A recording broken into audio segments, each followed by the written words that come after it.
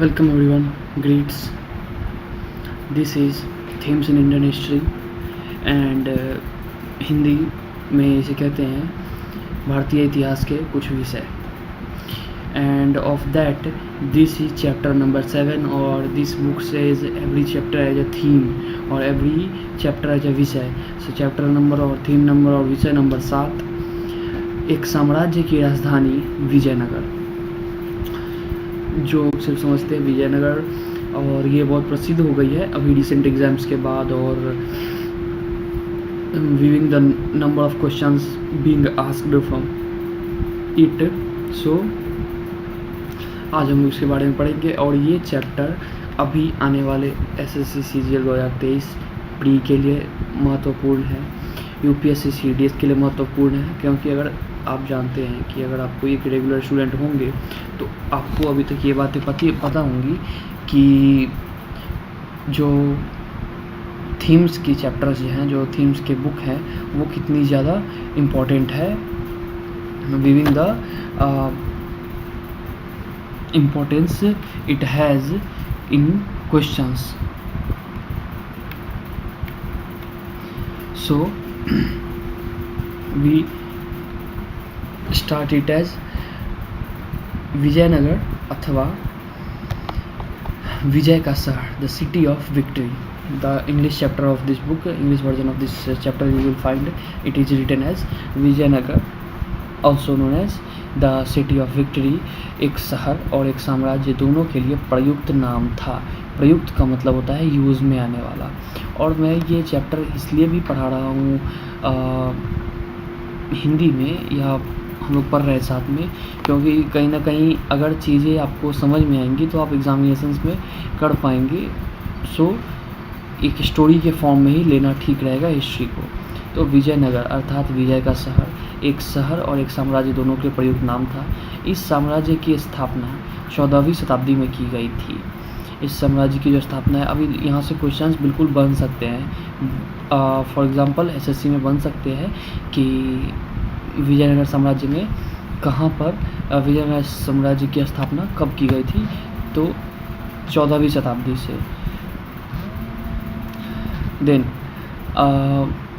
अपने चरमोत्कर्ष पर, कहने का मतलब है कि अपने क्लाइमैक्स पे, अपने जो पिनेकल पॉइंट है वहाँ पे ये पहुँची, और उत्तर में कृष्णा नदी से लेकर, उत्तर में कृष्ण नदी और लेकर प्रायद्वीप के सुदूर दक्षिण तक फैला हुआ था.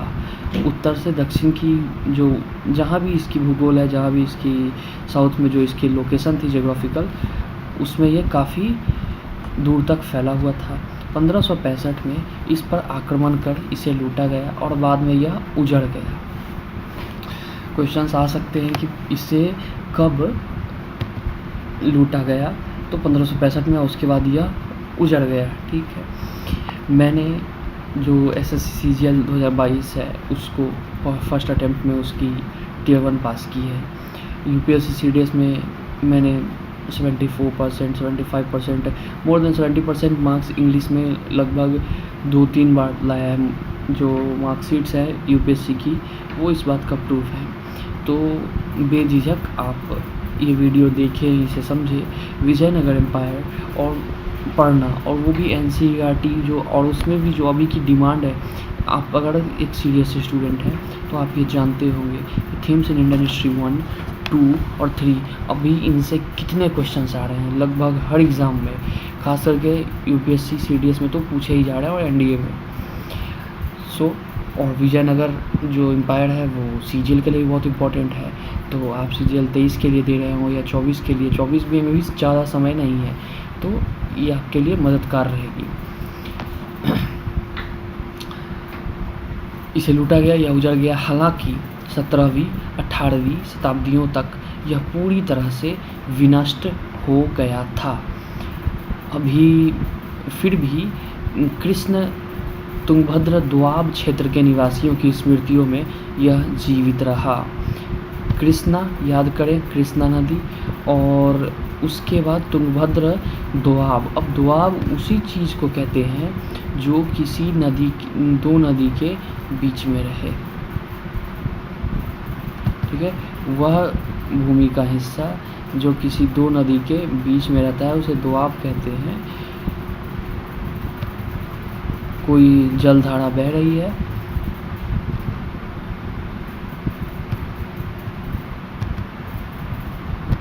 उसके बीच में जो भूमि होगी वो दोआब होगी।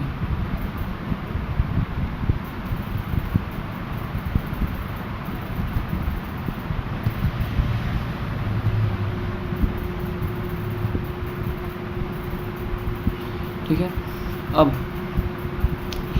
उन्होंने इसे हम्पी नाम से याद रखा। और आप लोग याद करें कि अभी अगर आपने यूपीएससी सीडीएस 1 2023 दिया होगा तो आपने याद कर सकते हैं कि ये जो लाइन है, जो ये लाइन है 17वीं 18वीं शताब्दियों तक यह पूरी तरह से विनष्ट हो गया। और फिर भी कृष्ण तुंगभद्रा दोआब क्षेत्र में निवासियों की स्मृतियों में यह जीवित रहा। यह S1 S6 में और उसी दिन के जीके में प्रूव क्वेश्चन में उसी सीडीएस 1 2023 में अर्थात 16 अप्रैल 2023 के एग्ज़ाम में ये थी। और इस बात का प्रूफ मैंने अपने जो इंस्टाग्राम है उस पर दी है, और जो इसी चैनल पे लाइव स्ट्रीम करके एक दो वीडियो डाल के मैंने इस बात का प्रूफ दिया है एग्ज़ाम के तुरंत बाद। हालांकि उस पर कोई ख़ास व्यूज़ नहीं है, लगभग 9 के बराबर, 1 या 2 उतनी मायने नहीं रखती, क्योंकि ना ही मेरे कंटेंट का कोई प्रचार है और ना ही कोई सपोर्ट। सो ये रॉ है बिल्कुल। तो ये क्वेश्चन पूछी गई थी, बहुत इम्पोर्टेंट है कि जीके में क्वेश्चन पूछी गई थी कि जो विजयनगर है वो कौन से दो नदी के बीच है या दो नदी के आसपास, तो कृष्ण और तुंगभद्रा में। और उन्हीं के दोआब क्षेत्र के निवासियों की स्मृति में यह जीवित भी रहा विनष्ट हो जाने के बाद भी। उन्होंने इसे हम्पी नाम से याद रखा। जो विजयनगर की जो बर्बाद हुई डायनेस्टी थी उसे उन्होंने हम्पी नाम से याद रखा। ठीक है, ये क्वेश्चन पूछी जा सकती है कि आफ्टर बीइंग डिस्ट्रॉयड जो विजयनगर थी वो किस नाम से याद रखी गई इन निवासियों के द्वारा। ठीक है, अब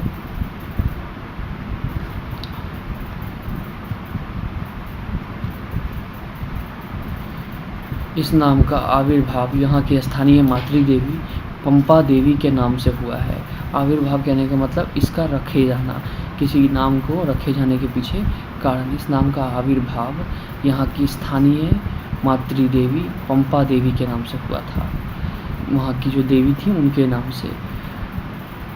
इन मौखिक परंपराओं के साथ साथ पुरातात्विक खोजों, स्थापत्य के नमूनों, अभिलेखों तथा अन्य दस्तावेजों ने विजयनगर साम्राज्य को पूरी तरीके से विजयनगर साम्राज्य को पुनः खोजने में विद्वानों की सहायता की। अब इन जो मौखिक जो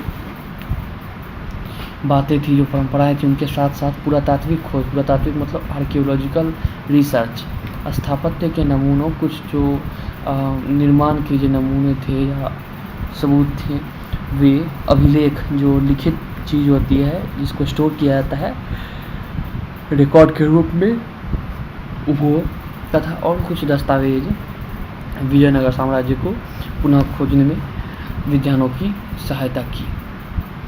हम्पी की खोज और हम लोग समझेंगे। और ये आप लोग देख सकते हैं कि ये जो चित्र है और फिगर 7.1 ये विजयनगर शहर के चारों ओर बनाई गई पत्थर की दीवार का एक भाग है। आप देख सकते हैं कि काफ़ी मजबूत और काफ़ी अच्छे तरीके की रही होगी वहाँ की आर्किटेक्चर। ये हम लोग देख सकते हैं कि इस तरीके के पत्थरों से इस्तेमाल करके बनाया गया है। ठीक है, अब हम लोग आगे चलते हैं।